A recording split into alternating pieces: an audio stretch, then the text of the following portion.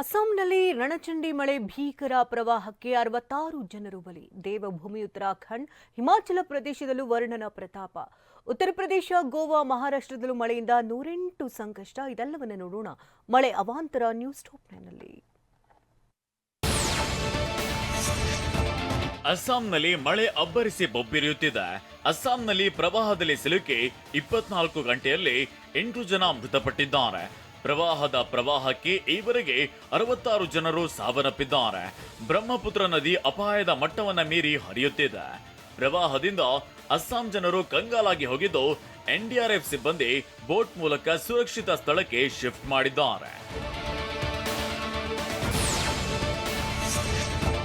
ಹಿಮಾಚಲ ಪ್ರದೇಶದಲ್ಲೂ ಧಾರಾಕಾರ ಮಳೆಯಾಗ್ತಿದೆ.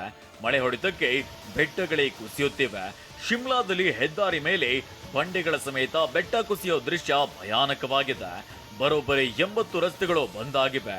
ಮಂಡಿ, ಕುಲು, ಶಿಮ್ಲಾ, ಸಿರ್ಮೌರ್, ಕಾಂಗ್ರಾ ಜಿಲ್ಲೆಯಲ್ಲಿ ಅಪಾರ ಪ್ರಮಾಣ ಹಾನಿಯಾಗಿರೋ ಮಾಹಿತಿ ಲಭ್ಯವಾಗಿದೆ.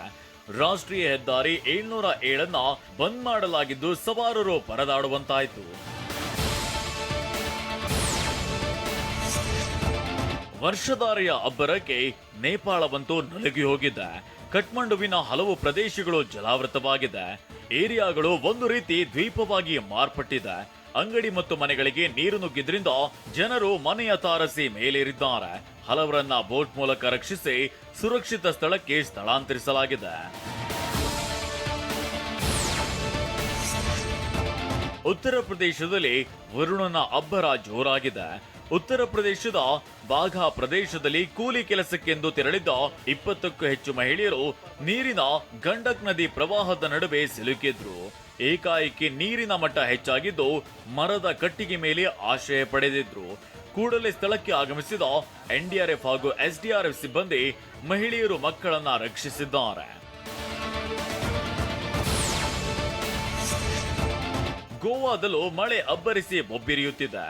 ಬಿಚೋಲಿಂ ಪ್ರದೇಶದಲ್ಲಿ ರಸ್ತೆ ಮೇಲೆ ನಿಂತಿದ್ದ ನೀರಿನ ನಡುವೆ ಕಾರ್ ವಾಹನ ಚಾಲಕ ಹುಚ್ಚಾಟವನ್ನ ಮೆರೆದಿದ್ದಾನೆ. ಜಲಾವೃತವಾದ ರಸ್ತೆಯಲ್ಲಿ ಮೊಂಡಾಟ ಮಾಡಲು ಮುಂದಾಗಿದ್ದು ಮರದ ಕೆಳಗೆ ಕಾರು ಸಿಲುಕಿಕೊಂಡಿದೆ. ಕಾರಿನಲ್ಲಿ ಸಿಲುಕಿದ್ದವರನ್ನ ರಕ್ಷಣಾ ತಂಡ ರಕ್ಷಣೆ ಮಾಡಿದೆ.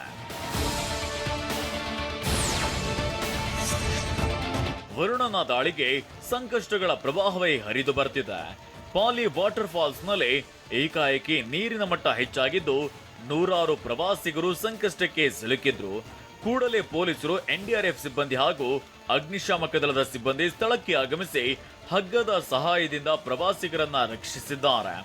ಎಲ್ಲರೂ ದಡ ಸೇರಿದ್ದು ನಿಟ್ಟುಸಿರು ಬಿಡುವಂತಾಗಿದೆ.